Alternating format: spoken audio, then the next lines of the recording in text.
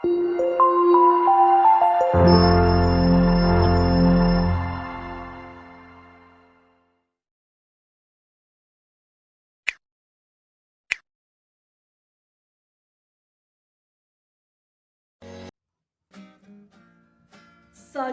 pertemuan mahasiswa, karya W.S. Rendra. Matahari terbit pagi, mencium bau kencing orok dari kaki langit, melihat kali coklat menjalar ke lautan, dan mendengar dengung di dalam hutan. Lalu, kini ia dua penggalah tingginya, dan ia menjadi saksi kita berkumpul di sini, memeriksa keadaan, dan kita bertanya, kenapa maksud baik tidak selalu berguna?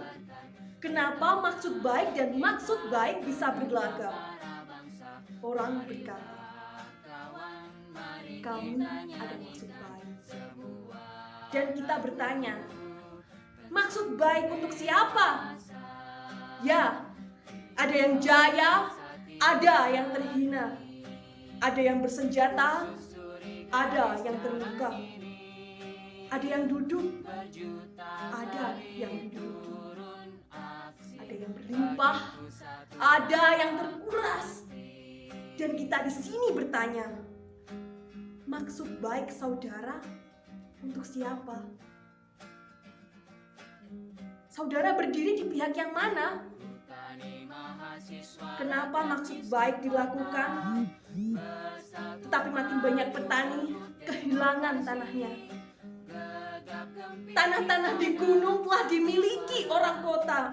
Perkebunan yang luas hanya menguntungkan segolongan kecil saja. Alat-alat kemajuan yang diimpor tidak cocok untuk petani yang sempit tanahnya.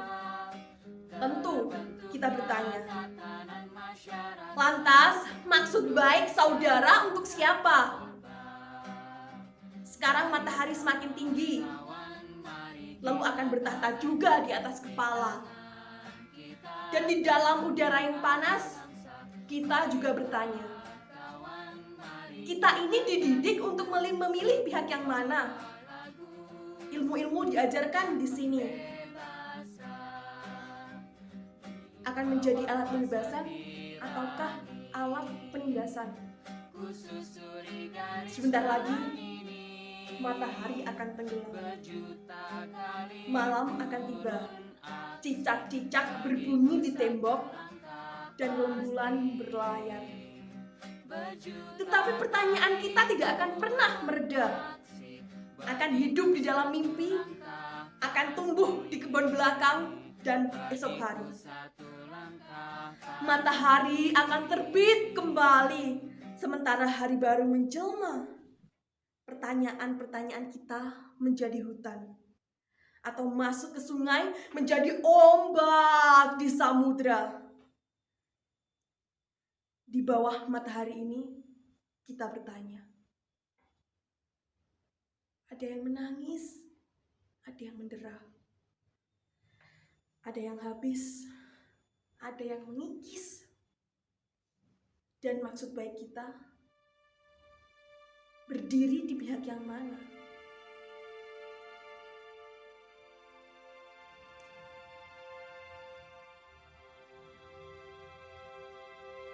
Sajak bulan Mei 1998 di Indonesia. Karya W.S. Rendra. Aku tulis saja ini di bulan gelap raja-raja. Bingkai-bingkai tergeletak lengket di aspal jalan. Amarah merajalela tanpa alamat. Kelakuan muncul dari sampah kehidupan. Pikiran kusut membentur simpul-simpul sejarah. Oh zaman edan, oh malam kelam pikiran insan, koyak-moyak sudah keteduhan tenda kepercayaan. Kitab undang-undang tergeletak di selokan. Kepastian hidup terhuyung-huyung dalam comberan. Oh tata warna fata morgana kekuasaan. Oh sihir berkilauan dari mahkota raja-raja. Dari sejak zaman Ibrahim dan Musa, Allah selalu mengingatkan bahwa hukum harus lebih tinggi dari ketinggian para politisi, raja-raja, tentara. Oh kebingungan yang muncul dari kabut ketakutan. Oh rasa putus asa yang terbentur sungkur. Berhentilah mencari Ratu Adil. Ratu Adil itu tidak ada. Ratu Adil itu tipu daya. Apa yang harus kita tegakkan bersama adalah hukum adil. Hukum adil adalah bintang pedoman di dalam prahara. Bau anyir darah yang kini memenuhi udara menjadi saksi yang akan berkata, apabila pemerintah sudah menjarah daulat rakyat, apabila cukong-cukong sudah menjarah ekonomi bangsa, apabila aparat keamanan sudah menjarah keamanan, maka rakyat yang tertekan akan mencontoh penguasa, lalu menjadi penjara di pasar dan jalan raya. Wahai penguasa dunia yang fana, wahai jiwa yang tertenung sihir tahta, apakah masih buta dan tuli di dalam hati? Apakah masih akan menipu diri sendiri? Apabila saran akal sehat kamu remehkan, berarti pintu untuk pikiran-pikiran kalam yang akan muncul dari sudut-sudut gelap telah kamu bukakan.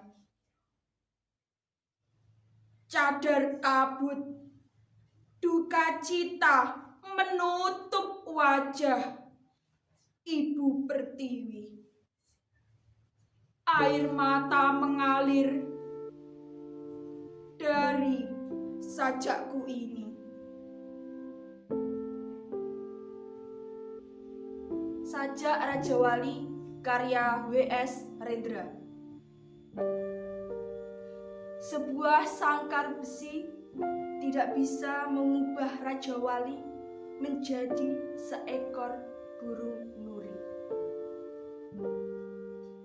Raja Wali adalah pacar langit, dan di dalam sangkar besi, Raja Wali merasa pasti bahwa langit akan selalu menanti.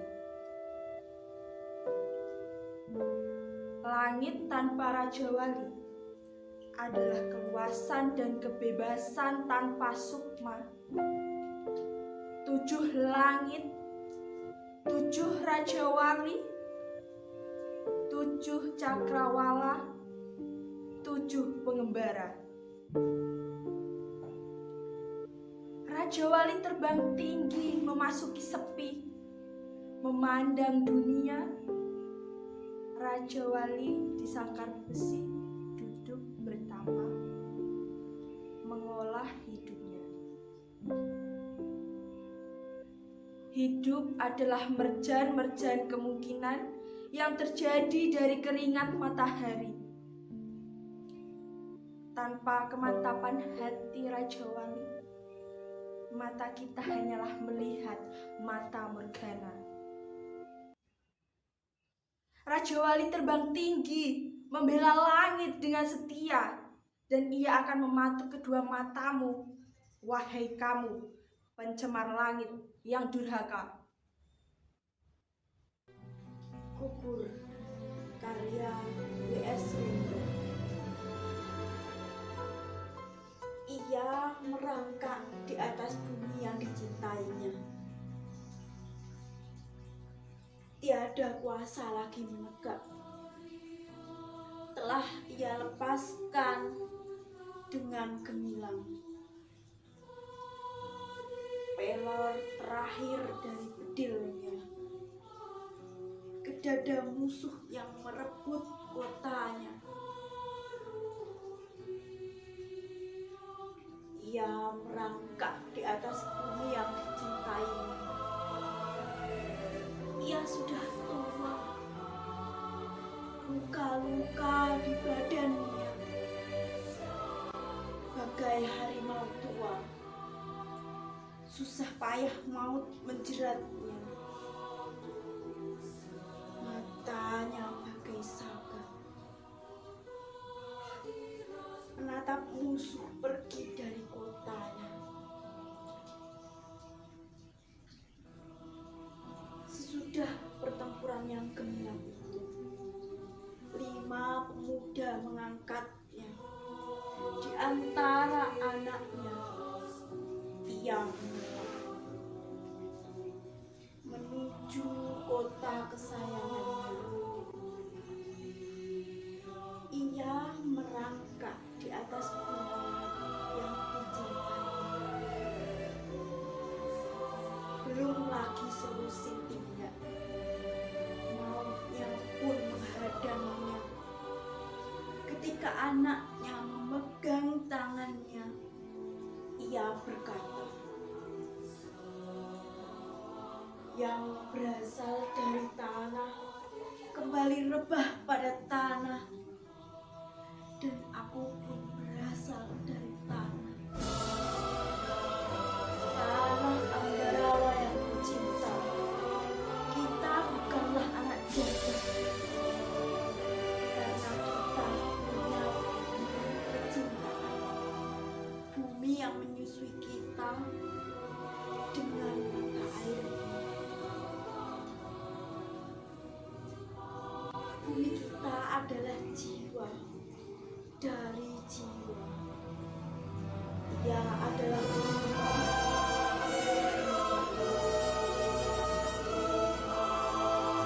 Ia adalah bumi waris yang sekarang. Ia adalah bumi waris yang akan datang. Hari pun berangkat. Bumi berpeluk dan terbakar karena api menyala di kota Ambarawa. Orang tua itu kembali berkata, "Lihatlah, hari telah fajar. Wahai bumi yang indah, kita akan berpeluk buat selama-lamanya.